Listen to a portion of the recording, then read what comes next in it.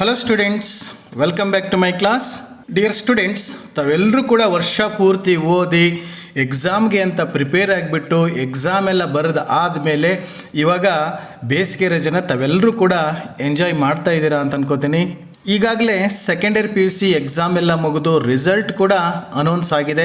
ಸುಮಾರು ಜನ ವಿದ್ಯಾರ್ಥಿಗಳು ತಮ್ಮ ಮಾರ್ಕ್ಸನ್ನು ನನಗೆ ಕಾಮೆಂಟ್ ಮಾಡಿಬಿಟ್ಟು, ಸರ್ ನಾನು ಇಷ್ಟು ಮಾರ್ಕ್ಸ್ ತೊಗೊಂಡಿದ್ದೀನಿ, ನೀವು ಮಾಡಿರ್ತಕ್ಕಂಥ ಕ್ಲಾಸ್ಗಳು ನಮಗೆ ತುಂಬ ಯೂಸ್ ಆಗಿದ್ದಾವೆ ಸರ್ ಅಂತ ಹೇಳಿದಾಗ ಅದರಿಂದ ತುಂಬ ಸಂತೋಷ ಆಗುತ್ತೆ. ಅಟ್ಲೀಸ್ಟ್ ನಾನು ಮಾಡಿರ್ತಕ್ಕಂಥ ಕ್ಲಾಸ್ಗಳು ಮಕ್ಕಳಿಗೆ ಯೂಸ್ ಆಗ್ತಾ ಇದ್ದಾವೆ ಅಂತಂದರೆ ಅದಕ್ಕಿಂತ ದೊಡ್ಡ ಸಂತೋಷ ಏನೂ ಇಲ್ಲ. ಹಾಗೆಯೇ 10th ಸ್ಟ್ಯಾಂಡರ್ಡ್ ಮಕ್ಕಳು ಕೂಡ ತಮ್ಮ ಎಕ್ಸಾಮನ್ನೆಲ್ಲ ಬರೆದು ಕಂಪ್ಲೀಟ್ ಮಾಡಿದ್ದೀರಾ. ಈಗಾಗಲೇ ಇವ್ಯಾಲ್ಯೂಯೇಷನ್ ವರ್ಕ್ ಕೂಡ ಸ್ಟಾರ್ಟ್ ಆಗಿರೋದ್ರಿಂದ ಇನ್ನೇನು ಕೆಲವೇ ದಿನದಲ್ಲಿ ತಮ್ಮ ರಿಸಲ್ಟ್ ಕೂಡ ಅನೌನ್ಸ್ ಆಗುತ್ತೆ.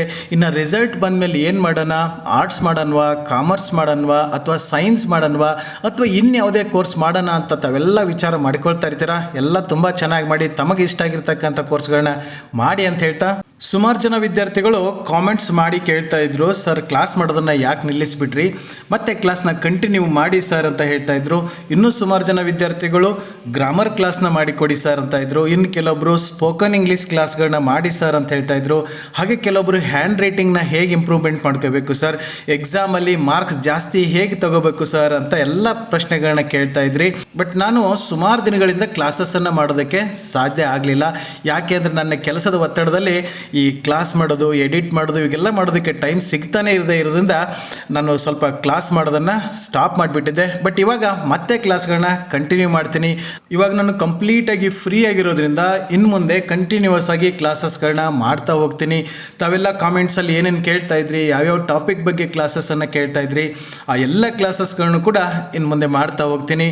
ಹಾಗಾದರೆ ಇಲ್ಲಿವರೆಗೆ ನಾವು ಈ NRH ಇಂಗ್ಲೀಷ್ ಚಾನಲ್ನಲ್ಲಿ ಇಲ್ಲಿವರೆಗೆ ಯಾವ್ಯಾವ ಟಾಪಿಕ್ಗಳನ್ನ ಯಾವ್ಯಾವ ಕ್ಲಾಸ್ಗೆ ಎಷ್ಟೆಷ್ಟು ಸಿಲೆಬಸ್ ಕಂಪ್ಲೀಟ್ ಆಗಿದೆ, ಹಾಗಾದರೆ ಈಗ ರಿಮೈನಿಂಗ್ ಟಾಪಿಕ್ಸ್ ಏನಿದೆ, ಏನು ಬ್ಯಾಲೆನ್ಸ್ ಇದೆಯಲ್ಲ ಅದೇನಿದೆ, ಹಾಗಾದರೆ ಮುಂದಿನ ಕ್ಲಾಸ್ಗಳು ಏನೇನಿರುತ್ತೆ ಅನ್ನೋದನ್ನು ಇವಾಗ ನೋಡೋಣ. ಸೆಕೆಂಡ್ ಇಯರ್ PUCಗೆ ಸಂಬಂಧಪಟ್ಟಂಗೆ ಆಲ್ರೆಡಿ ಎಲ್ಲ ಸಿಲೆಬಸ್ನ ನಾನು ಕಂಪ್ಲೀಟ್ ಮಾಡಿಬಿಟ್ಟಿದ್ದೆ. ಅಲ್ಲಿರ್ತಕ್ಕಂಥ ಎಲ್ಲ ಪಾಠಗಳು, ಪೊಯಮ್ಸ್ಗಳು ಅವುಗಳನ್ನ ಕಂಪ್ಲೀಟ್ ಮಾಡಿ ಅವುಗಳಿಗೆ ಸಂಬಂಧಪಟ್ಟಿರ್ತಕ್ಕಂಥ ಮಲ್ಟಿಪಲ್ ಚಾಯ್ಸ್ ಕ್ವಶನ್ಸ್ ಮತ್ತು ಅವಕ್ಕೆ ಆನ್ಸರ್ ಆಗಲಿ, ಹಾಗೆ 4 ಮಾರ್ಕ್ಸ್ ಮತ್ತು 6 ಮಾರ್ಕ್ಸ್ ಕ್ವಶನ್ಗಳಿಗೆ ಕ್ವಶನ್ ಆ್ಯಂಡ್ ಆನ್ಸರ್ಸ್ಗಳನ್ನ ಎಲ್ಲ ಕ್ಲಾಸಸ್ಸನ್ನು ಮಾಡಿ ಅಪ್ಲೋಡ್ ಮಾಡಿದ್ದೆ. ಹಾಗೆ ಗ್ರಾಮರ್ ಪಾರ್ಟಿಗೆ ಬಂದರೆ ಸೆಕೆಂಡ್ ಇಯರ್ PUCಗೆ ಇರ್ತಕ್ಕಂಥ ಎಲ್ಲ ಗ್ರಾಮರ್ ಕ್ಲಾಸಸ್ಗಳನ್ನು ಕೂಡ ಕಂಪ್ಲೀಟ್ ಮಾಡಿದ್ದೆ, ಇನ್ಕ್ಲೂಡಿಂಗ್ ರಿಪೋರ್ಟೆಡ್ ಸ್ಪೀಚ್. ಹಾಗೆಯೇ ಆ ಎಲ್ಲ ಟಾಪಿಕ್ಗಳಿಗೂ ಕೂಡ ವರ್ಕ್ಶೀಟ್ಗಳನ್ನು ಕೊಟ್ಟಿದ್ದೆ. ಎಲ್ಲ ಮುಗಿದು ಹೋಯಿತು ಅಂತ ಅಂದ್ಕೊಂಡಿದ್ವಿ. ಬಟ್ ಈ ವರ್ಷ ಅವರಿಗೆ ಕ್ವಶನ್ ಪೇಪರ್ ಪ್ಯಾಟ್ರನ್ನ ಚೇಂಜ್ ಮಾಡಿದ್ದಾರೆ. ಅಂದರೆ ಅವರು ಕ್ವಶನ್ ಪೇಪರಲ್ಲಿ ಈ ಪಾಠ ಪೋಯಮ್ಗೆ ಸಂಬಂಧಪಟ್ಟಂಗೆ 2 ಮಾರ್ಕ್ಸ್ ಮತ್ತು 3 ಮಾರ್ಕ್ಸ್ ಕ್ವಶನನ್ನು ಹೊಸದಾಗಿ ಇಂಟ್ರೊಡ್ಯೂಸ್ ಮಾಡಿದ್ದಾರೆ. ಅವುಗಳನ್ನ ನಾವು ಇನ್ನು ನೆಕ್ಸ್ಟ್ ಕ್ಲಾಸಲ್ಲಿ ಮಾಡ್ತಾ ಹೋಗ್ಬೇಕು. ಪ್ರತಿ ಚಾಪ್ಟರಿಂದ ಆ ಪಾಠದಿಂದ 2 ಮಾರ್ಕ್ಸ್ ಕ್ವಶನನ್ನು ಕೇಳಿದರೆ ಯಾವ ಥರ ಕ್ವಶನ್ಸ್ಗಳನ್ನ ಕೇಳ್ತಾರೆ, ಹಾಗೆ 3 ಮಾರ್ಕ್ಸ್ ಕೇಳಿದರೆ ಯಾವ ರೀತಿ ಕ್ವಶನ್ಸ್ಗಳನ್ನ ಕೇಳ್ತಾರೆ, ಅದಕ್ಕೆ ಎಕ್ಸಾಕ್ಟಾಗಿ ನಾವು ಹೇಗೆ ಆನ್ಸರ್ ಮಾಡಬೇಕು ಅನ್ನೋದನ್ನು ನೋಡ್ತಾ ಹೋಗೋಣ. ಹಾಗೆಯೇ ಗ್ರಾಮರ್ ಪಾರ್ಟಲ್ಲೂ ಕೂಡ ಕೆಲವೊಂದು ಟಾಪಿಕ್ಗಳನ್ನ ಹೊಸದಾಗಿ ಇಂಟ್ರೊಡ್ಯೂಸ್ ಮಾಡಿದ್ದಾರೆ. ಇಲ್ಲಿ ಹೊಸದಾಗಿ ಇಂಟ್ರೊಡ್ಯೂಸ್ ಮಾಡಿದಂದ್ರೆ ಏನು, ಫಸ್ಟ್ ಇಯರ್ಲಿ ತಾವು ಆಲ್ರೆಡಿ ಕಲ್ತು ಬಂದಿದ್ರಿ, ಅವುಗಳನ್ನು ಕೂಡ ಇಲ್ಲಿ ಎಕ್ಸ್ಟ್ರಾ ಹಾಕಿದ್ದಾರೆ, ಚಾಯ್ಸಸ್ಗಳನ್ನ ಜಾಸ್ತಿ ಕೊಟ್ಟಿದ್ದಾರೆ. ಆ ಎಲ್ಲ ಟಾಪಿಕ್ಸ್ಗಳಿಗೆ ಮತ್ತೊಮ್ಮೆ ರಿವಿಷನ್ ಆಗುತ್ತೆ. ಆ ಎಲ್ಲ ಗ್ರಾಮರ್ ಟಾಪಿಕ್ಸ್ಗಳನ್ನು ಕೂಡ ನೆಕ್ಸ್ಟ್ ಕ್ಲಾಸಲ್ಲಿ ಮಾಡ್ತಾ ಹೋಗ್ತೀನಿ ಅಂತ ಹೇಳ್ತಾ, ಇನ್ನು ಫಸ್ಟ್ ಇಯರ್ PUCಗೆ ಬಂದರೆ ಅಲ್ಲಿ ಲೆಸನ್ಸ್ ಆ್ಯಂಡ್ ಪೊಯಮ್ಸ್ಗಳನ್ನ ಕಂಪ್ಲೀಟಾಗಿ ಮಾಡಿಬಿಟ್ಟಿದ್ದೀನಿ. ಆದರೆ ಆ ಎಲ್ಲ ಲೆಸನ್ಸ್ ಮತ್ತು ಪೊಯಮ್ಸ್ಗಳಿಗೆ ಸಂಬಂಧಪಟ್ಟಿರ್ತಕ್ಕಂಥ ಕ್ವಶನ್ ಆನ್ಸರ್ಸ್ಗೆ ಸಂಬಂಧಪಟ್ಟಿರ್ತಕ್ಕಂಥ ಕ್ಲಾಸಸ್ಗಳನ್ನ ಮಾಡಿರಲಿಲ್ಲ. ಅದನ್ನು ಇವಾಗ ಕಂಪ್ಲೀಟ್ ಮಾಡಬೇಕು. ಹಾಗೆಯೇ ಫಸ್ಟ್ ಇಯರ್ಗೆ ಏನು ಗ್ರಾಮರ್ ಇದೆ ಅದರಲ್ಲಿ ಕೆಲವೊಂದು ಟಾಪಿಕ್ಸ್ಗಳನ್ನ ಮಾತ್ರ ಕಂಪ್ಲೀಟ್ ಮಾಡಿದ್ದೆ. ಇನ್ನೂ ಕೆಲವೊಂದು ಟಾಪಿಕ್ಸ್ಗಳನ್ನ ಅಲ್ಲಿ ಮಾಡೋದಕ್ಕೆ ಬ್ಯಾಲೆನ್ಸ್ ಇದೆ. ಅವುಗಳನ್ನು ಕೂಡ ಇನ್ನು ಮುಂದಿನ ಕ್ಲಾಸ್ನಲ್ಲಿ ಮಾಡ್ತಾ ಹೋಗ್ತಾ ಇರ್ತೀನಿ. ಇನ್ನು 10th ಸ್ಟ್ಯಾಂಡರ್ಡ್ಗೆ ಬಂದರೆ 10th ಸ್ಟ್ಯಾಂಡರ್ಡ್ಗೆ ಸಂಬಂಧಪಟ್ಟಿರ್ತಕ್ಕಂಥ ಪಾರ್ಟ್ ಎ ಏನಿದೆ, ಲೆಸನ್ಸ್ ಆ್ಯಂಡ್ ಪೊಯಮ್ ಸಂಬಂಧಪಟ್ಟಿರ್ತಕ್ಕಂಥ ಎಲ್ಲ ಕ್ಲಾಸಸ್ಗಳನ್ನ ಮಾಡಿ ಮುಗಿಸಿದ್ದೀನಿ. ಬಟ್ ಅಲ್ಲಿ ಈ ಸಪ್ಲಿಮೆಂಟರಿ ರೀಡರ್ಲಿ 2 ಲೆಸನ್ಸ್ಗಳನ್ನ ಮಾತ್ರ ಕಂಪ್ಲೀಟ್ ಮಾಡಿದ್ದೆ. ಬಟ್ ಇನ್ನೂ 2 ಲೆಸನ್ಸ್ಗಳನ್ನ ಮಾಡೋದಕ್ಕೆ ಬ್ಯಾಲೆನ್ಸ್ ಇದೆ. ಆ 2 ಪಾಠಗಳನ್ನ ಮಾಡೋದ್ರ ಜೊತೆಗೆ ಆ 10th ಸ್ಟ್ಯಾಂಡರ್ಡ್ಗೆ ಸಂಬಂಧಪಟ್ಟಿರ್ತಕ್ಕಂಥ ಗ್ರಾಮರ್ ಪಾರ್ಟ್ ಏನಿದೆ ಅವೆಲ್ಲವುಗಳನ್ನ ಈಗ ನೆಕ್ಸ್ಟ್ ಕ್ಲಾಸಲ್ಲಿ ಇನ್ನು ಮಾಡ್ತಾ ಹೋಗ್ತೀನಿ. ಇನ್ನು ಎಲ್ಲ ಕ್ಲಾಸಿಗೆ ಮಾಡಿಬಿಟ್ರೆ 9th ಸ್ಟ್ಯಾಂಡರ್ಡ್ ಅವರಿಗೆ ಒಂದು 2-3 ಲೆಸನ್ಸ್ ಮಾಡಿಬಿಟ್ಟು ಯಾವುದೇ ಕ್ಲಾಸಸ್ಸನ್ನು ಮಾಡಿರಲಿಲ್ಲ ಅವರಿಗೆ. ಇನ್ನು ಫ್ರೀ ಟೈಮಲ್ಲಿ ಅವ್ರಿಗೂ ಕೂಡ ಕ್ಲಾಸಸ್ಸನ್ನು ಕಂಟಿನ್ಯೂ ಮಾಡ್ತೀನಿ. ಈ ಎಲ್ಲದರ ಜೊತೆಗೆ ತಾವು ಕಾಮೆಂಟ್ಸಲ್ಲಿ ಮುಖ್ಯವಾಗಿ 2 ವಿಷಯಗಳನ್ನ ಕೇಳ್ತಾ ಇದ್ರಿ ಸರ್, ಇದ್ರ ಬಗ್ಗೆ ಕ್ಲಾಸ್ ಮಾಡ್ತಾ ಹೋಗಿ. ಒಂದು, ಗ್ರಾಮರ್ ಬಗ್ಗೆ ಕ್ಲಾಸ್ ಮಾಡಿ. ಈ ಪಾಠ ಪೋಯಮ್ಗಳು ಕ್ಲಾಸಿಂದ ಕ್ಲಾಸ್ಗೆ ಚೇಂಜ್ ಆಗ್ತಾ ಹೋಗ್ತವೆ, ಬಟ್ ಎಲ್ಲ ಕ್ಲಾಸ್ಗಳಿಗೂ ಕೂಡ ಗ್ರಾಮರ್ ಅನ್ನೋದು ಕಾಮನ್ ಆಗಿರ್ತದೆ. ಅಲ್ಲಿರ್ತಕ್ಕಂಥ ಟಾಪಿಕ್ಸ್ಗಳು ಬೇರೆ ಬೇರೆ ಆಗಿರ್ಬೋದು, ಬಟ್ ಗ್ರಾಮರ್ ಅನ್ನೋದು ಮಾತ್ರ ತಾವು ಯಾವ ಕ್ಲಾಸಿಗೆ ಹೋದರೂ ಕೂಡ ಅದು ಇರೋದೆ. ಸೊ ಆ ಗ್ರಾಮರ್ಗೆ ಸಂಬಂಧಪಟ್ಟಿರ್ತಕ್ಕಂಥ ಕ್ಲಾಸ್ಗಳನ್ನ ಮಾಡಿ ಅಂತ ಹೇಳಿದ್ರಿ. ಈಗ ಕೆಲವೊಂದು ಕ್ಲಾಸ್ಗಳನ್ನ ಆಲ್ರೆಡಿ ಮಾಡಿ ಅಪ್ಲೋಡ್ ಮಾಡಿದ್ದೀನಿ. ಇನ್ನೂ ಉಳಿದಿರ್ತಕ್ಕಂಥ ಟಾಪಿಕ್ಸ್ಗಳನ್ನ ಕೂಡ ಇನ್ನು ಮುಂದೆ ಕಂಟಿನ್ಯೂಸ್ ಆಗಿ ಮಾಡ್ತಾ ಹೋಗ್ತೀನಿ. ಅದ್ರ ಜೊತೆಗೆ ಇನ್ನೂ ಸುಮಾರು ಜನ ವಿದ್ಯಾರ್ಥಿಗಳು ಮುಖ್ಯವಾಗಿ ಕೇಳಿದ್ದು ಸ್ಪೋಕನ್ ಇಂಗ್ಲೀಷ್ ಮಾಡಿ ಸರ್ ಅಂತ. ಎಸ್, ಈ ಸ್ಪೋಕನ್ ಇಂಗ್ಲೀಷ್ ಅನ್ನತಕ್ಕಂಥದ್ದು ತುಂಬ ಇಂಪಾರ್ಟೆಂಟ್. ನಾವು ಇಲ್ಲಿವರೆಗೆ ಮೆಮೊರೈಸೇಷನ್ ಮಾಡುವಂಥ ಮೆಥಡನ್ನು ಫಾಲೋ ಮಾಡ್ಕೊಂಬಂದಿದ್ದೀವಿ ಅಲ್ವಾ. ಪಾಠ ಪೋಯಮ್ ಮಾಡ್ತಾರೆ, ಆನ್ಸರ್ಸ್ಗಳನ್ನ ಕಂಠಪಾಠ ಮಾಡ್ತೀವಿ, ಎಕ್ಸಾಮಲ್ಲಿ ಬರೆದು ಬರ್ತೀವಿ. ಆದರೆ ಮಾತಾಡೋದಕ್ಕೆ ಸಾಧ್ಯ ಆಗ್ತಾ ಇರಲ್ಲ. ಅದಕ್ಕೆ ಮುಖ್ಯವಾಗಿರೋ ಕಾರಣ ಏನು ಅಂತಂದರೆ ಈ ಭಾಷೆನ ನಾವು ಬಳಸ್ತಾ ಇಲ್ಲ.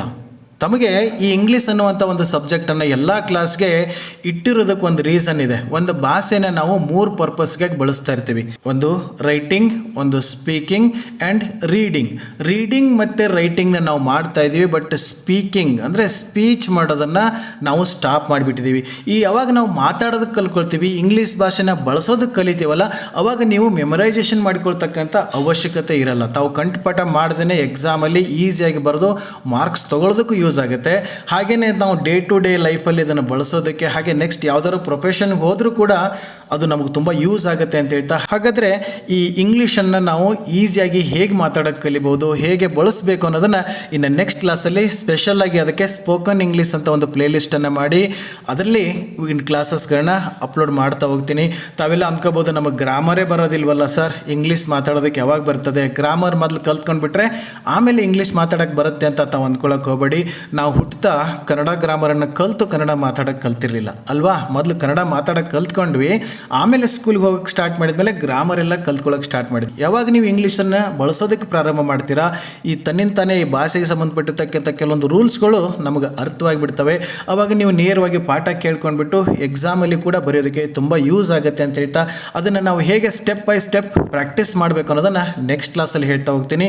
ಇದ್ರ ಜೊತೆಗೆ ಇನ್ನೊಂದು, ತಾವು ಅದನ್ನು ಹೇಳಿಲ್ಲ ಬಟ್ ನಾನು ಅದನ್ನು ಕನ್ಸಿಡರ್ ಮಾಡ್ತಾ ಇದ್ದೀನಿ. ತುಂಬ ವಿದ್ಯಾರ್ಥಿಗಳು ತುಂಬ ಚೆನ್ನಾಗಿ ಓದ್ತಾರೆ, ಎಕ್ಸಾಮಲ್ಲಿ ಕೂಡ ತುಂಬ ಚೆನ್ನಾಗಿ ಬರೆದಿರ್ತಾರೆ.